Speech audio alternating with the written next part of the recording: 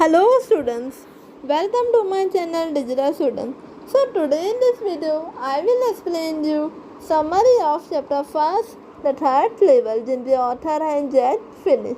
तो समरी में आगे बढ़ने से पहले मैं आपको बता दूं कि ये जो समरी है थोड़ी सी कॉम्प्लेक्स है, तो प्लीज़ इस वीडियो को पूरा एंड तक देखना, सिर्फ बिल्कुल भी मत करना। पहले मैं आपको थोड़ी सी बातें एक्सप्लेन करूँगी, देन फिर हम समरी रीड करेंगे और मैं आपको लाइन बाय लाइन एक्सप्लेन करूँगी।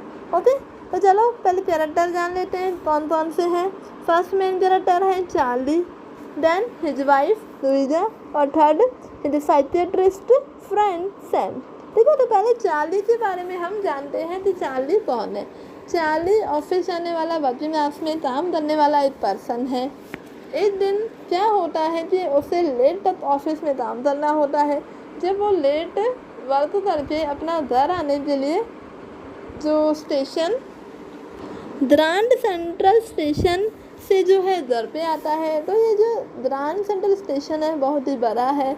वहाँ पे टोटल 2 लेवल हैं।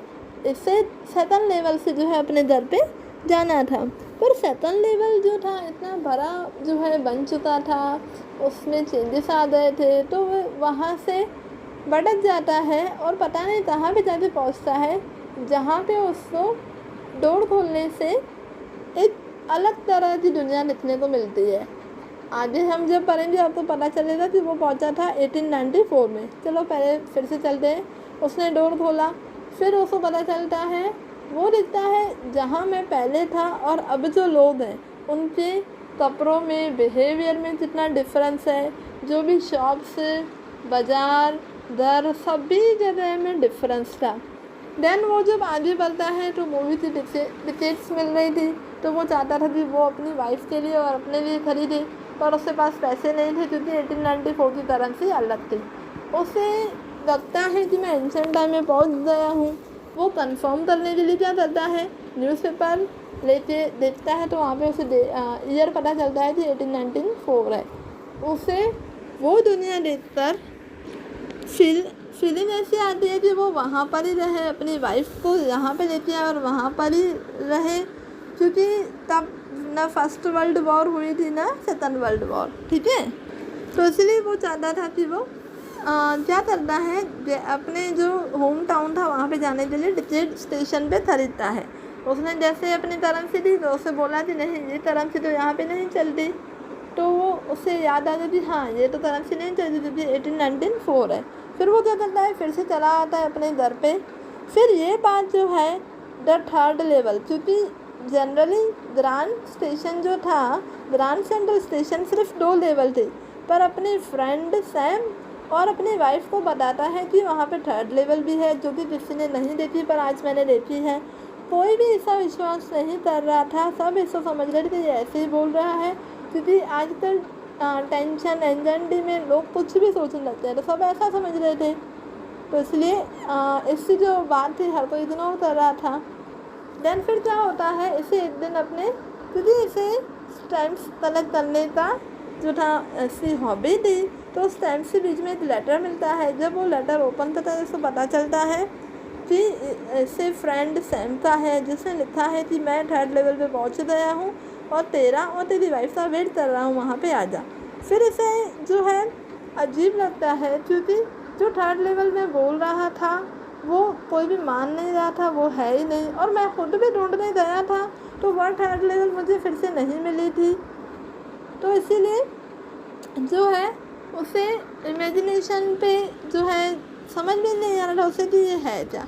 इस स्टोरी में ये कन्फ्यूजन एंड रहता है कि अगर इससे फ्रेंड ने 1894 से इसको लेटर भेजा है तो इससे प्रेजेंट में जैसे मिला, इससे फ्रेंड ने 1894 में इससे ग्रांड फादर जो थे उसे एड्रेस पे भेजा था। तो ये थोड़ी मिस्ट्री है जो सॉल्व नहीं हो पाई है, इसलिए मैंने पहले ही बोला कि इसमें थोड़ा सा जो मिस्ट्री जैसे क्वेश्चंस हैं, पर हम समरी है, हम समझेंगे क्योंकि हमें क्वेश्चंस अटेंड करने हैं। आया इतना समझ में। अच्छा, एक बार और भी बता दूँ कि जब वो 1894 में पहुँच चुका था, फिर बाहर आता है 1894 से कि मैं अपनी वाइफ को लेते आऊँ, तो उससे ये तो पता चल जाती करेंसी ये वाली तो चलेगी नहीं। वो क्या करता है, 1894 से प्रेजेंट टाइम में जाता है, सीधा बैंक में जाता है पहले तो, फिर करेंसी चेंज कराता है। तो ये क्वेश्चन आपसे आ सकता है कि करेंसी जो है कितनी इसने दी और सामने से इसको कितनी मिली। तो वहाँ पे इसको जब इसने $300 दिए उससे सामने इसको $200 मिले 1894 पे, पर इसे क्योंकि जो थर्ड लेवल थी मिल नहीं पाई तो इसलिए इसने यूज़ नहीं किए। ठीक है, तो जो बातें थी मैंने आपको बता दी। चलो अभी लाइन बाय लाइन समझते हैं, चलो पढ़ते हैं। The third level refers to the subway of the Grand Central Station that takes passenger to Galesburg. मतलब जो ग्रैंड स्टेशन है वो पैसेंजर तो जेल्सबर्ग जो टाउन है वहाँ पे छोड़ता है, मतलब पहुँचाता है। अब आगे, the third level was a medium of escape for Charlie. Escape मतलब भाग जाना। तो जो थर्ड लेवल थी वो चार्ली के लिए ये एक मीडियम था कि एक जरिया था कि वो प्रेजेंट टाइम से निकल कर पास्ट में जाए और वहाँ पे अपनी फैमिली मतलब अपनी वाइफ के साथ खुश रहे। अब वो ऐसा क्यों सोचता है, रीज़न जानते हैं।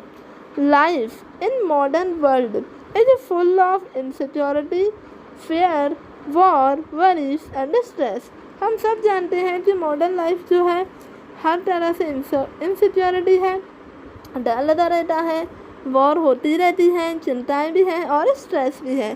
ठीक है, तो इन सब की वजह से वो वहाँ से एस्केप होना चाहता था, भागना चाहता था। अब अगर हमें स्ट्रेस कम करना है, एंजाइटी कम करनी है तो क्या करना चाहिए वो देखते हैं। To overcome the anxieties and insecurities in the modern world by getting involve in some practical and beneficial activities.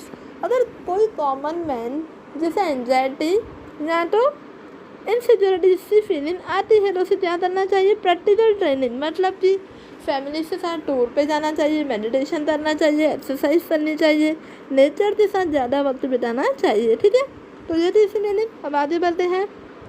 The harsh realities of life make living quite unpleasant and even unbearable. Unbearable मतलब ना सहन होना, unpleasant मतलब खुश ना होना। तो ये जो इनसिक्योरिटी वाली फीलिंग है वो लाइफ को ना खुशी बनाती है और ना सहन कर पाते हैं। ये जो हम पढ़ रहे हैं अनबियरेबल और अनप्लेजेंट, ये चार्ली की लाइफ के साथ जुड़े हुए हैं। अब आगे बढ़ते हैं। So he wants to step into a wishful world. इसीलिए वो चाहता था कि वो अपने विशफुल वर्ल्ड में चला जाए, यहाँ से भाग जाए, यहाँ से स्टेप हो जाए। He talks to his psychiatrist friend Sam about the third level at the Grand Central Station। ठीक है, तो उसने अपने फ्रेंड को भी ये बात बताई थी, पर तब तो कोई सा विश्वास कर नहीं रहा था। अब आगे बढ़ते हैं। He had a collection of stamps। मैंने आपको बताया भी था पहले कि इससे बाद से स्टैम्प्स का कलेक्शन था। तो अब क्या होता है, आगे बढ़ते हैं। The way Charlie come across Sam's letter was grounded in mystery। मतलब कि स्टैम्प्स में से उसको लेटर मिला सैम का, तो वो एक तो मिस्ट्री है इस चैप्टर में। अब आगे बढ़ते हैं। Among his oldest first day covers he found an envelope। मतलब कि इसका जो कलेक्शन था स्टैम्प्स का उससे एक लेटर मिलता है, तो ये तो मिस्ट्री है। The envelope containing the letter bore the address of his grandfather।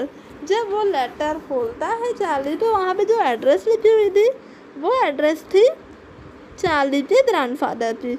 It was written on July 18, 1894। The letter was addressed to Charlie। जो लेटर था वो किसके लिए था, चार्ली के लिए। In the letter Sam had informed Charlie that he was living on the third level। जो letter में चार्ली के लिए आया था जो लेटर, तो चार्ली को इन्फॉर्म किया था जिसने सैम ने कि मैं थर्ड लेवल पे पहुंच गया हूँ। He had also told Charlie. उसने चार्ली को ये भी बोला था कि Charlie and his wife to keep looking for the third level. कि मैं आप दोनों की यहाँ पे वेट कर रहा हूँ कि आप भी यहाँ पे आओ। अब कंक्लूजन पे पहुँचते हैं। It's like this, something someone done in the past which has a direct effect on the present you are living in। अब इस पूरे पैराग्राफ की मीनिंग ये है कि यहाँ से ये कंक्लूजन मिलता है कि अगर किसी ने पास्ट में कुछ किया है तो उसका इफेक्ट हमको यहाँ पे प्रेजेंट में दिखाई दे रहा है। जैसे कि सैम ने किया था, लेटर भेजा 18 जुलाई 1894 में, तो वो लेटर कब दिखता है, 40 को प्रेजेंट टाइम में दिखता है। तो यहाँ पे इस चैप्टर का जो है डी एंड होता है। आई होप इस चैप्टर की जो समरी आपको समझ में आ गई है। अगर ये वीडियो आपको अच्छी लगी है तो प्लीज़ लाइक और शेयर ज़रूर करना। आपका एक लाइक और शेयर जो है मेरा मोटिवेशन बढ़ाएगा। अगर आप मेरे चैनल पे पहली बार विजिट कर रहे हो तो प्लीज़ सब्सक्राइब कर लो। सब्सक्राइब करके बेल आइकन भी दबा देना, जिससे मेरे हर वीडियो की नोटिफिकेशन आपसे सबसे पहले मिले। तो चलो मिलते हैं नेक्स्ट वीडियो में। Thank you for watching this.